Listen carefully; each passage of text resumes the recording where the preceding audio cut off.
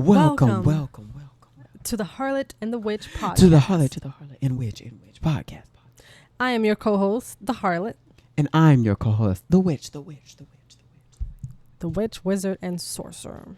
And we welcome you into this safe space where we can come together having serious sometimes and joking conversations. Yes. Today is a special conversation. This is all about how we met. So we're going to deep dive into that. Oh, Lord, the trauma. Which. But this is also a very whole circle moment. So we'll see. I'll begin a little bit. Let's go all the way back to the fall of 2012. Mm-hmm. We met. I was 14 years old. She was 13 years old. We were both freshmen in high school, whose name shall not be named. I'm okay. We won't tell them. None of y'all's business. None of y'all business. Well, I think it's so funny because looking back at it, I never imagined that our friendship would be what it is right now. Right. But, God plans different Works things. in mysterious ways. He sure does. Because honestly, I thought we would have just stopped being friends after high school. Right. So what happened was we just so happened to ride the same bus to school, and we just so happened to live right behind one another. Mm-hmm. And at that time, there was no gate behind our house. So, the yard just kept on going back. Yeah, between each other. Between each other's yards. So, go ahead. Okay, so one day we just met in academics, which is a class where you do your homework and study and chill. And yes, there's a class like that.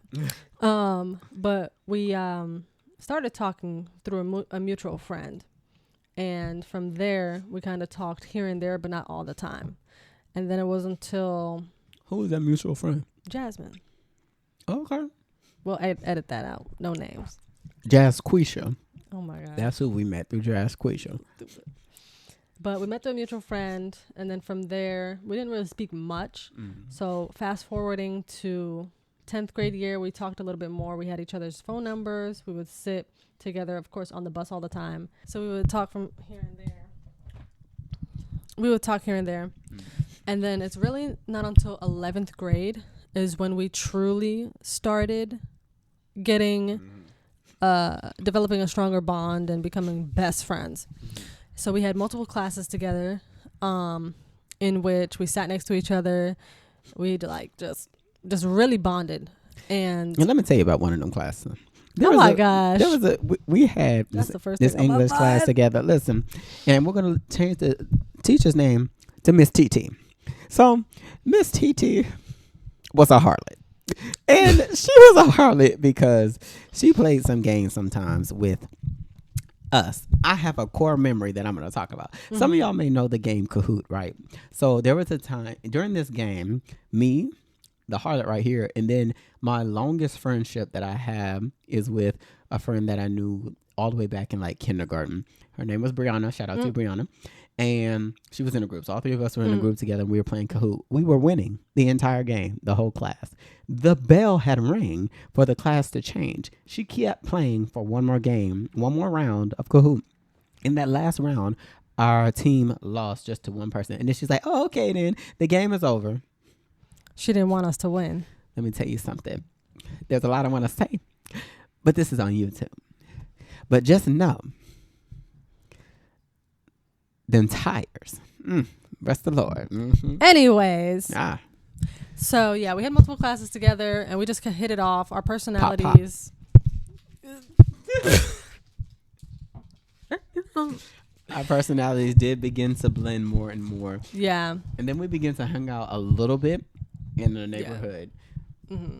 Core memory, there was a gas station that was up the road some. Mm-hmm. And so one day I took my bike and she took her scooter.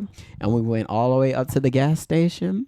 Those gas stations still exist, And which? And we had a good time. But what happened the next year was it was our senior year. Yeah. And what happened? The senior year, we would have had more classes together, but I ended up moving. Mm-hmm. So I moved from Georgia to New York. Mm-hmm. And from there, I really thought it was more like, oh, okay, we'll speak from time to time, but it's not going to be like how it was. But no! But for a moment, it was that way. For a brief moment, we only talked a little bit here and there. Yeah, I'd say like the first probably like 3 months. Mm-hmm. I was kind of like, I think the reason is because like we had a lot, like our classes were different in the aspect of needing more time to study. And when she went to New York, there's a program in my state called Move On When Ready. Mm-hmm. And it's like dual enrollment, but you take all your classes at the college instead of some of them. So I was focusing on taking those college classes. She was focusing on having her school in New York. So we didn't have a lot of time for a little bit. And then something happened. I don't know what happened, but it was just something where we just started to talk every single day. And when I say every single day, it's not like, oh, maybe an hour, 2 hours. We literally, like, if we can find the call logs or whatever, it'd be over. We'll try. But it was 10 to 14 hours a day on the phone. Straight. No breaks. No breaks. Let me say, our friendship, I've never had a friendship like this in my life. Never will.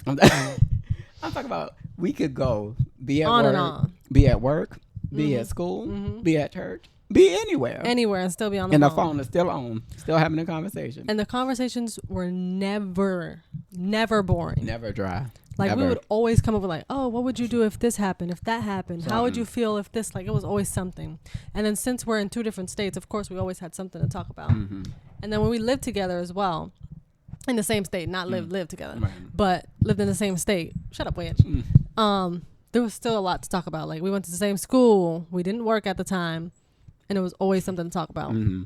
So the fact that our bond got so much closer when we were apart and just talking every day. And it hasn't changed since. It hasn't. The only thing I would say that changed is more of like our goals and and how we talk to each other a little bit. Like, it's not as our kid version of ourselves. There's a certain level of juvenile just comedy in everything that you have, but the older you get, like, you mature in your conversations and like what you're planning on doing. Like, in the past, you could just talk about, oh, I'm gonna go to this place and this and this, and now it's like, there's this bill, there's that bill, right? And we got this thing, and we gotta accomplish this, that, and the third.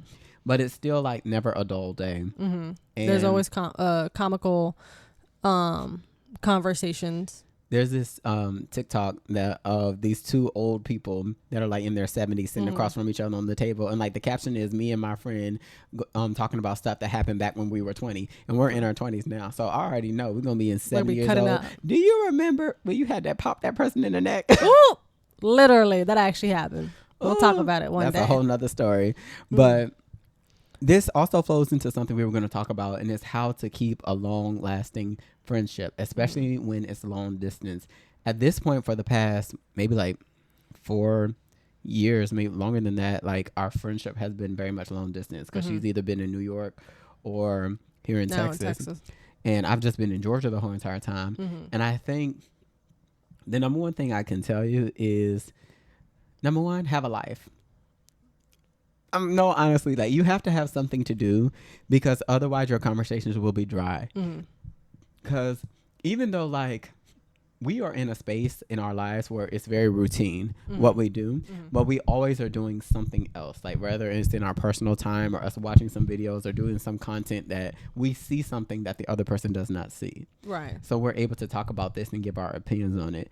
If you are only like a boring person, and this is harsh to say, but like, if you're not doing anything, if you're not going anywhere, if you're not elevating, if you don't have plans to elevate, like, the truth of the matter is, at some point your friendship is going to fizzle out because you're going to outgrow each other. Because if one person is moving like this and you're just right here, your friendship is going to be sort of, and it's so sad, because I was having a conversation with my other friends that sometimes really, really, really good friendships just fizzle out.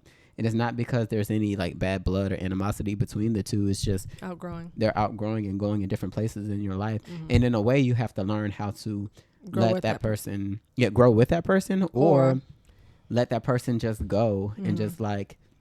And it's quite easy to grow with a person. Right. It really is, because it takes communication, which a lot of people struggle with. They really do.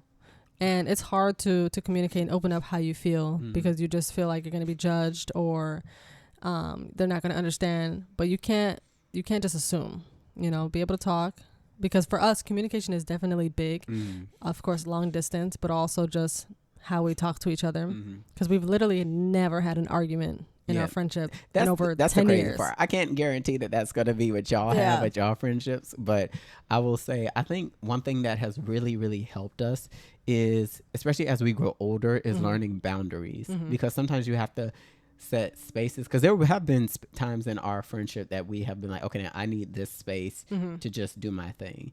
And then I think another big part is like we understand each other to a point where like we'll notice when the other person is like backing off a little bit and they need some time to like do their own thing. So I think not being overbearing in that way is something that we learned throughout this 14-year friendship that we have. Like, it's crazy. It is. And another go ahead. Go ahead. I was just gonna say another big thing is you may think that we've been together or we're together. This is a very platonic friendship that we've developed. Right. And I know like jealousy can come to play with different partners and stuff.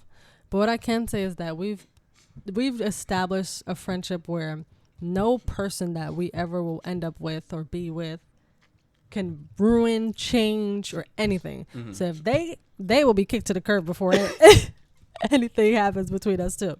So I feel like setting boundaries is a big thing on relationship for our partners, for the future, but also communication.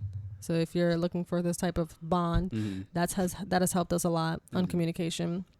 And then I would say another thing that's helped us to keep our bond so strong is comedy. Like for us to be able to laugh all the time and keep spirits, like you can be down. Like I was down for a while. I was at a stage in my life, and as soon as I see him call, I'm like excited. So it's like to have that where you can talk to somebody and you're uplifted, you're happy to speak to them is a really big thing, because you don't want to be like, oh, he's calling, I don't want to talk right now. No. I've never felt like that for the most part. Sometimes you're annoying, but but like 99% of the time we talk and it's always a good time. And that's a big thing to be able to have somebody that you're happy with and communicate that. And I think another big thing that I'm going to touch on that she talked about a little bit is the significant other thing. The type of person that I am, I've always found it kind of weird when people drop their friends just for somebody that they've just met. Y'all don't know who this person is. Right. Truthfully, y'all don't know their characteristics, and you'll end up dropping your friends and then find out this person may not be a good person for you. And they may not be like a bad person, like in general, but just not good for you. But they made you cut up all your friends, and they don't work out. And now you come crawling back to your friends, be like, "Hey, how you doing?" No. And especially because, like, for me, when I consider you a friend, like literally in my small group of like 2 or 3 people that are my friends, we're ride or dies. Like you call me, you need to come fly to come get you out of some situation. I'm flying to get you out of that situation. You need to stay in my house. You stay in my house. Like. You need some food, you need some money, like it's nothing. Right. So, and it's weird to me because I'm like, why would you choose to abandon that type of friend? Because you don't find that type of friend always. And me and her have shown each other, like physically, time and time again, like we are here for each other more than just with words. So like when I see people just abandon their friends, it kind of makes me really put a like, the priorities just not getting. It seems like a red flag to me personally, because I'm like, if you're really that quick to do that, what would make you not do that to me? And you just met me. Like we just started establishing our own relationship. And so but I seen you drop your friends like it's, oh, well, goodbye. That's always been crazy to me. So I think seeing somebody have that type of friendship should be a positive sign to you that like this person can be committed and loyal and communicate and like still with like have that bond. Right. But not everybody can do that one. Yeah. And we're not talking about like, oh, because a friend's a bad person and the other person sees it, that's why they drop. It's more like they're actually a good person and you drop them because your significant other is jealous or whatever. It feels a type of way. Especially because if we're going to face fact, there's always a stereotype that men and women cannot be friends. Right. And we are living proof over 14 years. And the truth of the matter is, to me, that's the only people, and this may be a hot take, the only people that really feel that way have personal issues going on because they want some from whoever they can get. That's just the truth of the matter. Like you are attracted to this person, but there are so many people that I've seen the older I get that have male and female relationships and they're just friends and they have always been friends and they have never messed around. It's the type of thing where like you may not have seen that in your circles. And so to you, it's almost like anything in life. If you don't see that thing in your circle, it seems like it's a unicorn to you. Right. And like it never can happen. Right. But it is becoming more common as time goes on and people are realizing, okay, there's a perspective that you can get from a platonic friendship of the opposite sex that you're not going to get from a friendship of the same sex. So I think it's very important for you to have those that perspective because we're different. No matter what people may feel, there really is a difference between how men and women think, how they and all that. Yeah. So having that friendship there is really helpful. Yeah. Like a lot of the things that I feel like I think a lot more with my emotions and certain things in certain situations than logically. And I'll ask him all the time before I do anything. I'm like, hey, I'm thinking this. What do you think? Oh, no. Like, you have to do this and do that, you know? So I always go to him for advice. And he's basically my mini therapist. Like, listen, and I go to her when I feel like I handled a situation where I could have been more empathetic in a way because I'm very blunt. And not blunt in the rude way, because some people say they're blunt, but they're just rude people. But I'm very straightforward with exactly what I say. And I've always been the type of person, if I say that to this one while you weren't there, I'll say it exactly the same way while you're there. Face. Like, and I'm learning a lot of people not like that, which is interesting. But like, I'll go to her to be like, you know what, did I do this the right way? Just the other day I asked her about a situation about a computer, that if I handled that situation the right way. And so she was saying that she would have did it a little bit different. And I understood that perspective. And this is the thing. And I think the biggest learning thing for me, you're not going to always agree with your best friend. And so you can always just leave it at agree to disagree. And no matter how hard you may want something for your best friend, you're going to have to learn. And there's just any relationship in life. People are going to do what they're going to do at the end of the day. Yeah. All you can do is give the advice that you can give and keep it pushing. Listen too. Just listen. Be like, yeah, okay. Okay. Because at the end of the day, if they're not listening, that means that they're wanting something to change, but it's not going to, or something's happening where they're just stuck in a moment. And by listening will be the best thing that they need from you if they're not listening to the advice or taking the advice. So he has helped me to be able to listen to a lot of things that he needed me to deal with, but also to comprehend it. Because when you're not comprehending something, what are you doing? But like, if you're not comprehending something, it's just going in and out of your ear. And seeing it from a different perspective, especially from the opposite sex, it'll help you to realize, especially like in other friendships, other relationships, life in general, dealing with family. Right. You'll be able to be like, oh, okay, this is what it was. And it wasn't like you put yourself into this perspective of them rather than be like, oh, I would have done it that way, or I would have said that, because that's you. Right. But it's not them. You know, people are different. Right. So getting that perspective, we put ourselves in scenarios every day of what would you do? How would you handle this? And that has helped us to grow a lot as individuals and as friends. And I think that's the biggest thing. Like, if I really don't believe if you as people are not growing, it's going to be really hard for you to maintain a strong friendship, because it's going to get to the point where like you're going to be like, why am I calling this person that's not going nowhere in life?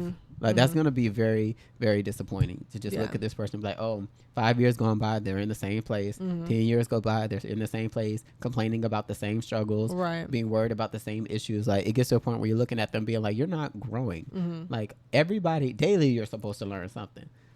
Even if it's a 0.1% improvement, that's better than nothing. Like, you have to be growing to some degree. Yeah, you have to move and have goals. Have them set out. If you're like, oh, I don't know what I want to do, you better find something. You better write something down. I think that's the biggest thing. Like, real life advice, like, that I really understand is like, really set a goal. Even if it's something small, set a goal. Because a lot of times, like, they talk about the difference between motivation and self-discipline, but like sometimes that part comes into you setting a goal, because you being like, okay, then what am I here for?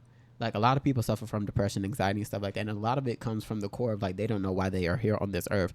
And sometimes you just gotta try stuff and be like, I'm here today to be a YouTuber, so let me do these videos. I'm here today to be a tennis player. Go out there and go get that tennis racket, and you get to practicing. Like, set something for yourself, because if you fail, oh well.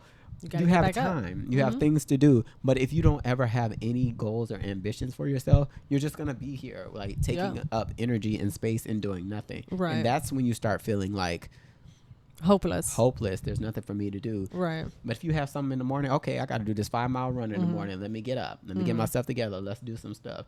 And that's what's helped us. Right. That's definitely what's helped us to grow is if one of us feels unmotivated, we motivate the other. And we were like, hey, didn't you have to do this today and that? Yeah, but I don't feel like it. You better get up. Like, that's it. We always are at each other about making sure things are getting done because we have goals that are pretty much the same for the future. And another thing too is we don't have everything in common. Right. So it's okay to have friendships, relationships that you don't have. You know, and you're the witch. So, you know, it's okay to not have everything in common. You know, a solid amount is good. And the base core, like your core of like religion, morals, things like that, are definitely important. But you grow and you change and you learn to adapt and you gently, you know, start to like those things if you do. But that's helped us where we adapt to certain situations because, you know, I've moved to different states, learned different things, and he doesn't like them. But I do. Like certain music I listen to. Yes. He doesn't listen to, like, if you want to be specific. I listen to ranchera, norteña, Mexican reggaeton music. And he listens to? I listen to gospel primarily. There's a little bit of R&B.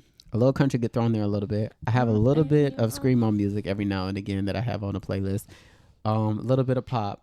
I have a respect. I say this all the time. I have a respect for every genre. I don't believe that anymore. I used to say that, but then I listen to some of her music, and oh my gosh, you know, this is why you're a real witch. No, this is what I believe. I believe you can go in any genre for the most part and find some artist that is good. The ones they pick are artists that are not good. That's the problem. Oh my gosh. So maybe there's one artist out there in the cut somewhere that is good in that genre that I may like, but until I hear that person, and I'm not going out of my way to try to find that person, until I stumble upon it. He'll leave it alone.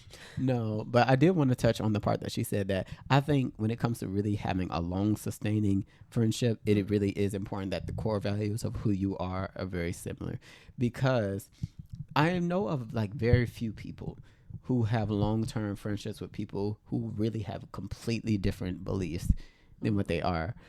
And they are very mature in their ability to agree to disagree. And that's how they're able to make that work. But I think like something that's very simple is like having similar, like the 3 core ones, like similar religious backgrounds, which we did, in religious beliefs, like similar like end goals for your life and what you want to do. Because like if you know where you want to be at 90 and your end goals are similar, it's more easy for y'all to be like, okay, then we're going to be there together. That's where we're going to get to. And another one is just not having the jealousy thing in there. Like there has never been a point where it's like, oh, she gets a promotion. I'm like, wish it was me. Must be nice. Like it's none of that. We're always like, congratulations. Glad you got that. I can't wait to see how that works out for you. I hope it all plans out. We always say that a lot, that we hope that whatever we are doing, it is going to fit us best and work out in our favor the best way that it can. Right. So when you don't have the jealousy, that's really the key right there. Like that'll help you overcome so much stuff. But the second you start getting envious of like somebody, because even though like there may be times where somebody's climbing up a little bit faster than the other one, but if you're sitting over there being a hater, you sure won't go nowhere. You gonna block your own blessing. Right. God gonna look at you and be like, you're a hater. Stay down. Let's knock you down a few steps. But look there, your car broke down. Now you can't get nowhere. Oh my gosh, so bad. But yeah, we keep each other in a position where we're motivating each other. We have discipline. We're communicating. Like I said, I can't stress that enough. Communication is definitely a big thing. And how to communicate. Like sometimes, I think for a while we didn't know how to truly effectively because we were kids. And it was just like we would talk all the time. And then sometimes we'd be like, oh, I got to go eat dinner. Oh, we'll stay on the phone. We're like, no, we got to go. But it was just like, we were kids. Right. But now it's like, hey, we got things to do. Right. And we'll call each other later. And we had to learn that, you know, over the years. But how we met is something that I could look back during this time, you know, years down the line and be like, solid person. And I wouldn't change it for anything in the world or anyone in the world. And I don't need another one. And I think my last point to that, I think another thing that really, really helps us, honestly, is that we are in a similar place in our lives. I have another friend where our friendship is still good, But and I'm died. Life just she's terrible. Life just causes us to be in different spaces. This person is married. They have a kid. Yeah, it's their career puts them in a space where they really don't have a lot of time. And that's how, like, one of the things, that's another thing I think in just getting older, I'm learning to understand. Like, I used to internalize, like, thinking that the friendship was no longer good in a way because we're not communicating as much, where it's like, no, we're still really solid, because when we have time to have those conversations, it's just like picking up where we left off. Right. It's just we're getting older, so we don't have that time. And I have conversations with her and saying, like, we are kind of at a luxury at this space in time that neither of us are married, neither of us have kids, and neither of us are like 100% established in our career. Right. So we have the luxury to talk to each other a lot more than we can. But I had a conversation with her towards like the end of last year, like beginning of this year, saying, like, we're moving into that spaces where we're not going to have as much time to be able to communicate with each other in the way that we do. We're still going to make time, because I'm a firm believer that you make time for the things that are important to you in your life. And so just having to understand, but this is when it comes to communication, like, I really wanted to communicate that to her, because I said, listen, if I'm not answering these calls as frequently as I can, like, I'm working on this, I'm doing X, Y, and Z, because we really talk about, like, making sure we are securing our future, because we are of the generation that we do not want to be slaving away at work. No 9 to 5. 50s, 60s, making 70s, making no money. So we are really putting in the effort in so many different avenues to make sure we are more than good. And it's for our lives. It's like, for our lives. Everyone else is different. They want to do the jobs of, hey, this is my career, this is what I want to do, I want to work that 9 to 5. Everyone, that's perfectly fine. But for us, we have high goals of our own businesses to establish and securing our futures and our kids' futures. Right. And I think the biggest thing is just understanding, like, listen, there's a big misconception that I wholeheartedly disagree with when it comes to a disconnect in generations. And it's the idea of just, like, slaving away at work. Like, work. And then when you're older, you can retire. You don't know. We don't know. We're praying, but we don't know how long we're going to be on this earth. So with that, like, it is very important to enjoy the moment and prepare for the future. Right. So, like, that's why we are not so much the proponents of wanting to, like, 9 to 5 is going to be our end all be all goal, because most people know there's not a lot of flexibility with 99.99% of 9 to 5s. You can't just say, oh, it's Saturday, let me hop on a plane flight to Paris. Like, let me enjoy my time. Like, what good is it to work all these hours and make all this money if at the end of the day you can't use none of it? And get 2 weeks off out of 365 days. Y'all know this system is crazy, but we are doing what we're doing now. And that's why we are understanding that, hey, we may not have as much time to spend together in that way, but like, it's still solid as a rock. And the good thing about it is, I think what really helps is, like, even sometimes if we have like a couple of days without like a very good, strong communication, we may just like send a text message or do something that day. When we come back to talk, we still have like 3 days worth of stuff to talk to each other about. Right. So it's always like really good. So this is why I pinpoint, I think a key thing is like not being boring, like actually having something going on in your life. Right. Because if you have something going on in your life, there's always going to be something to talk about. But when you don't, it's kind of like, oh, you're still doing that? Oh, okay. Like, but... And it can be little things, like if you are at a job and you're having different new things happen at your job, getting new promotions, getting whatever. Like, we're not saying that you have to be doing this extreme elaborate thing every single day or whatever, but like, just like, oh, I cooked something new today. Like, is there progress? Did it turn out trash? Did you burn the house down? Like, what really happened? Like, it could be the small things that you're making new changes and trying new experiences that you can share. And you can't have nothing to talk about. Like, I know you're on social media, so there's always some, oh, I saw this video about this and this and that. How do you feel? Or what, did you see it? Oh, let me send it to you. Like, there's always something to talk about. So if you're sitting there saying, oh, I don't know what to say, or trying to make new friends and don't know what to say, bring up a TikTok or something, you know? And my last point about this thing, and then you could, share whatever you want to say, is that key part right there. Both of us are people in our real lives that drive a lot of conversations. A lot of people do not know how to drive conversations. And like, you'll go to talk and they'll be like, oh, or just have one word answers. I know it because at my work, at school and everything. Well, to be fair, I won an award for being one of the best speakers in Georgia, but that's a whole other thing.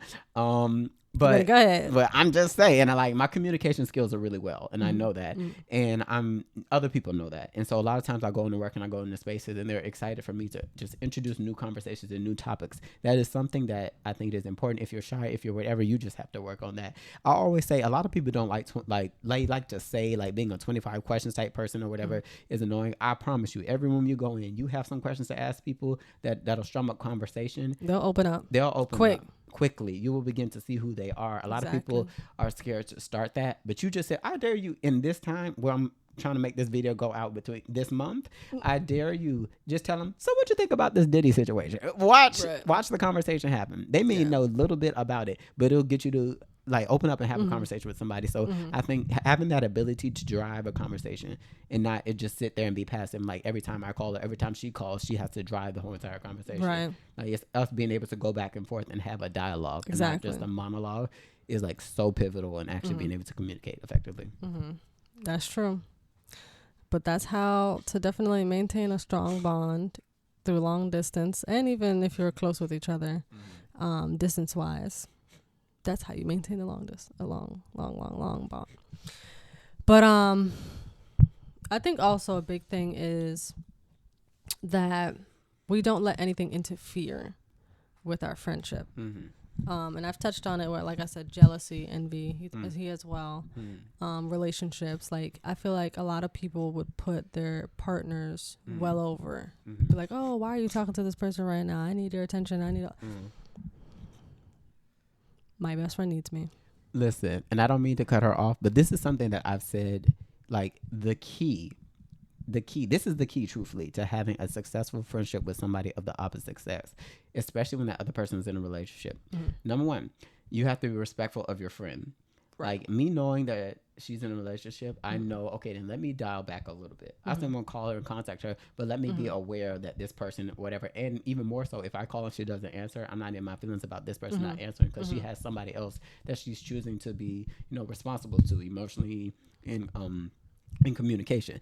So that number two is that me being respectful of the partner, and like understanding that traditionally a lot of people, this doesn't work in their brains. This just does not work in their minds. They always think there's ulterior motives. There's something else going on. Me being respectful of that. And then the third thing is the partner has to respect the friendship. Right. Because if not, it's not going to work. If they're not, it's not going to work. And if those three things are there, you're good. It's going to be good. You're good. And if it's not, well, it's not going to be good. It's honestly just not going to work, because it like all of those three things have to be there for it to work out. That's why the friend of mine that I said that's married and got a kid, I've dialed it back and it's worked out. Like there's been, every time I reach out to at this point, it's never anything weird. And so that's really just the truth. You just have to keep it that way and keep it respectful. And and I think it's very important for all three parties to have a conversation if that's needed about this is what this is. And if you ever have any questions, like, here we are to let you know what's going on, because everybody's feelings is valid in this situation. But once again, I really do highlight, if you know a friend for a very long time and you know that friend is thorough, they're going to be there for you. Like, and I've had this conversation, I'd be like, significant other, we don't know what you're going to be here in the next future. How long? But I know that I'm going to be here forever, because I have been here with my friend for 14 years. That's it. It don't matter who it is. I tell this to any of my friends, like, they're significant others. Y'all come and go. I've seen that with all of my friends. I've seen y'all come and go.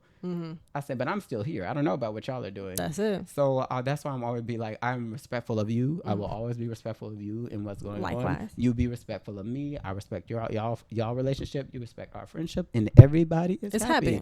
Truthfully, it's really not rocket science. No, I think it just takes everybody being like, okay, on the same page. And let me pull back maybe some insecurities on some things. Let me like give this thing a chance to see what's going on here, and let's all be respectful, and then it's all kumbaya. Yeah, because I think the biggest thing is just, if you want it to work, it will, because you have a friendship and a relationship, two different things, and if you respect, communicate, and keep those boundaries, you're good. Right. That's all I can say. It's like in a platonic friendship. Right. It'll be like that, non-romantically. Right. You know? But if you're romantic with your friend, I mean, ooh, that's a whole nother conversation. If y'all had a romantic moment and then y'all became friends, that's a different story. Good luck. Yeah. Good luck, because it always complicates things, and then it makes it harder if somebody gets for trust in a relationship, because they're gonna ask how's y'all friends. Jealousy will be right then and there. Oh, y'all hooked up and y'all best friends? No, this ain't gonna be it. That's gonna be a problem. So I think as everybody has respected their boundaries and stuff like that, then there's not gonna be an issue. And then you can roll down the hill together. That's good to go. That's an inside joke. I don't know what that means. Y'all will understand that later down the road. But thank you for tuning in to our video of how we met. And thank you for tuning into our video on how to keep a strong bond, long distance and non-long distance. Long distance. You're annoying. I'm just saying. Don't forget to like, comment, and subscribe. Please comment. Leave down below what videos you would like to see from us. Your opinions on having a long distance friendship. Your opinions on having opposite sex friendships. Do you have one? Have you seen it been successful or not? And if you have any questions on anything that we talked about, we can also make a video on that and comment as well. Yes. On each comment. Subscribing to our podcast. Subscribing to our channel. Channel. Will help us very much. Much. And it'll be greatly appreciated. Appreciate it. Thank you. Bye-bye.